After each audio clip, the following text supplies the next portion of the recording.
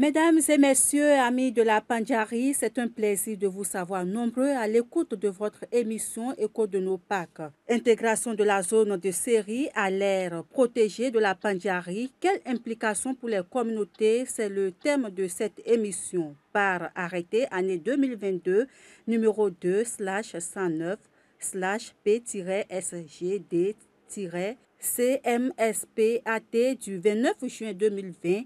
Le préfet de la Takora a formalisé l'intégration de la zone de Séri à l'aire protégée du parc national de la Pandjari. Il s'agit de la création de la forêt communautaire de Séri qui s'étend sur les territoires des communes de Tangueta, Kouandé et Kéroum. Quelles sont les implications de cette décision? Je reçois sur ce plateau M. Djaleni Diato, directeur exécutif de l'Association villageoise de gestion des réserves de faune à Vigref. M. Diato, bienvenue dans ce studio. Merci madame la journaliste. Alors monsieur Diato, intégration de la zone Séri au parc national de la Pandjari. Pourquoi une telle décision? Merci madame. Et depuis l'avènement de African Park, il a été constaté, poursuivi, parce que c'est depuis Sénagref que les études depuis 2003, on a constaté que la zone Séri étant une zone banale, mais regorgée d'un potentiel écosystémique et écosystème floristique, faunique, et qui était en fait une zone non classée de l'État et qu'il fallait vraiment la protéger et faire en sorte que la protection du parc national de la Pandjari soit renforcée. Donc quand APN est arrivé, il y a eu ces études qui ont prouvé la richesse écosystémique, la richesse faunique et qui nécessitait effectivement, vu les ampleurs des effets néfastes, notamment l'exploitation forestière, l'exploitation de la faune, le braconnage et autres, et qui était une zone ouverte. Donc il fallait quand même chercher un mécanisme pour la protéger, surtout au profit aussi des communautés riveraines. Donc c'est ainsi que les communautés ayant écho de la richesse de cette zone ont demandé que cette zone soit vraiment classée comme zone communautaire pour faciliter l'intégration de cette zone au complexe Pandjari et ont formulé la demande auprès des autorités locales, notamment les maires, qui à leur tour aussi ont vu la justesse et la justification des communautés qu'il faut intégrer effectivement cette zone comme zone protégée et ont aussi adressé par lettre à Madame le Préfet qui a aussi, par les investigations, constaté que la justification des communautés et des maires était vérifiée, était effectivement juste, qu'il fallait intégrer cette zone au complexe Pandjari au profit du développement communautaire, au profit de la protection de la faune et de la flore, et a aussi pris cet arrêté donc, que vous venez de citer pour pouvoir faciliter par la suite son classement et son intégration au complexe Pandjari. Oui, quels sont les villages concernés et quelle exploitation sera désormais faite de cette zone? Il faut dire que la zone Séri concerne effectivement les villages de la commune de Tangueta à partir de Birkere, les villages de Kouandé, de Kwakutankonga, Séri, Urfina et Fomama, et les villages de Kéroum, notamment Gori, Nyambangu, Gosiaga, Firu, Gorobane, Djoleni et Kaobagu. Oui, Monsieur Diato, vous êtes le représentant des communautés. Avez-vous été impliqué et comment les communautés ont-elles accueilli cette décision? Il faut dire que la Vigref étant l'organisation représentative des communautés riveraines, fut celle par laquelle les communautés ont d'abord saisi leurs demandes et nous avions montré les procédures pour permettre la saisine des maires de Tangueta, de Kouandé, de Kéroum.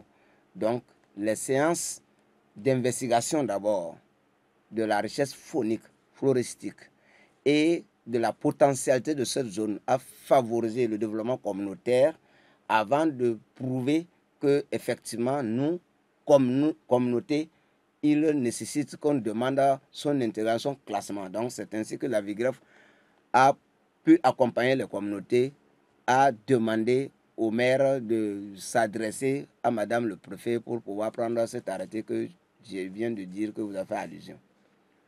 Oui, Monsieur Diato, dans la zone, les principales activités sont notamment l'agriculture et l'élevage. L'intégration de la zone série risque certainement d'impacter la subsistance des populations. Quelles sont les mesures envisagées pour soutenir la résilience des communautés riveraines? Il faut dire que la zone série étant une zone préalablement communautaire voulue par les communautés elles-mêmes, il y a un zonage qui a été réalisé par les services techniques de l'administration des eaux et forêts qui décline les différentes spécificités et les fonctions de chaque partie. Donc, il y a une partie qui est réservée comme zone intégralement protégée pour la chasse, que nous, ici, on appelle zone synergétique. Mais il y a une zone tampon qui, en fait, est un peu banale, qui facilite l'utilisation des ressources naturelles, telles que l'agriculture, telles que la pêche, telles que l'élevage. Donc, ce n'est pas des activités qui sont interdites, mais ce sont des activités qui seront réorganisées dans cette zone et qui va simplement amener les communautés à quitter la zone synergétique pour se retrouver dans la zone tampon et mener à bien ces activités qui étaient préalablement déjà connues pour les communautés et qui seront désormais maintenant réorganisées par des règles d'accès et que nous, Avigref, va accompagner les communautés à pouvoir faire respecter ces règles d'accès par les demandes d'accès, le contrôle de l'utilisation des ressources, l'existence de ces ressources, le mécanisme d'exploitation pour que ces ressources dans leur utilisation soient quand même durables et pérennes pour les générations futures.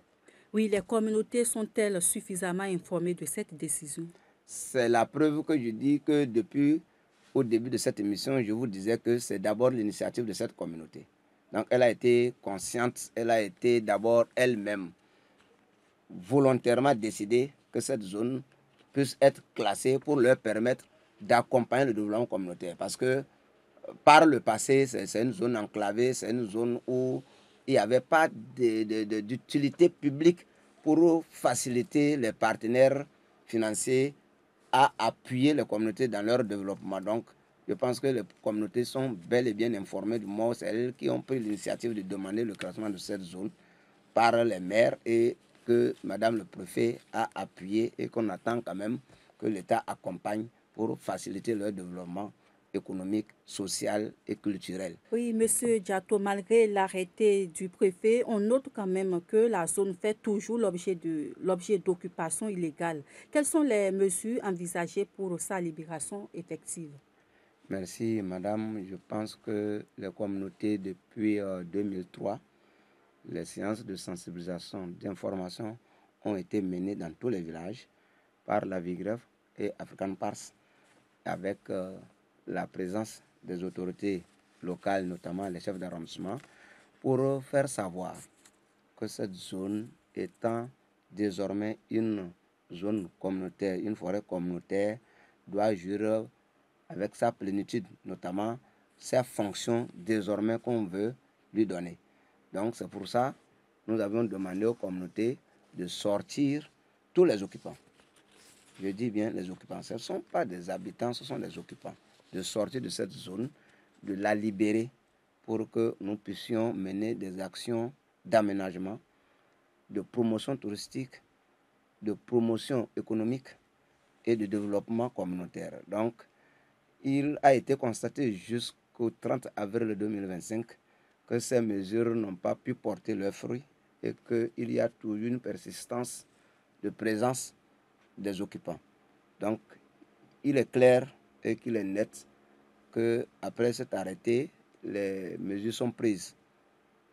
Bien sûr que nous voulons une libération volontaire, mais dès que ces mesures ne sont pas observées, ces dispositions ne sont pas observées, l'État n'a plus donné de délai.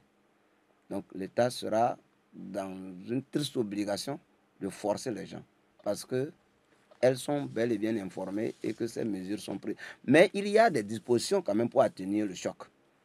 Il y a des dispositions pour atténuer le choc parce qu'après le traçage de la périmétrale, comme je viens de vous dire, qu'il y a une zone tampon qui est réservée pour accueillir ces communautés.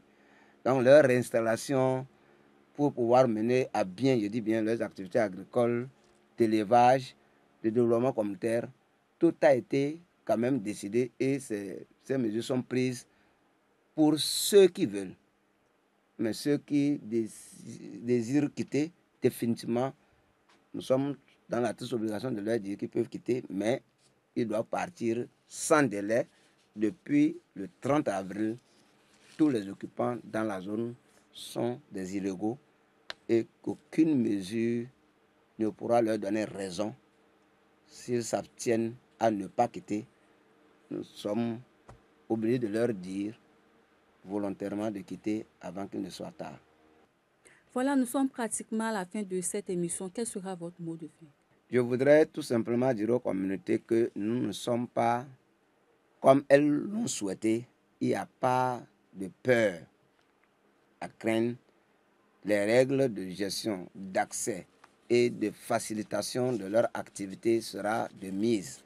Et que, en tant qu'Avigref, nous veillerons aux côtés du gestionnaire et de l'État que la priorité soit d'abord leurs besoins, leur satisfaction, leur développement économique, social et surtout qu'ils profitent de mieux en mieux à eux, à leurs petits-enfants, aux futures générations et de façon durable et qu'ils accompagnent le processus jusqu'à ce que nous puissions arriver à ce que cette zone soit profitable, que ce soit au niveau de la chasse, que ce soit au niveau de la pêche, que ce soit au niveau des ressources naturelles, que ce soit même au niveau de l'élevage, de l'agriculture, de tout ce que nous pouvons mener comme action, notamment par exemple les cultes endogènes, donc les rituels, l'accès aux pailles, pourquoi pas, même s'il y a les questions traditionnelles telles que les tradis praticiens qui cherchent les feux et autres,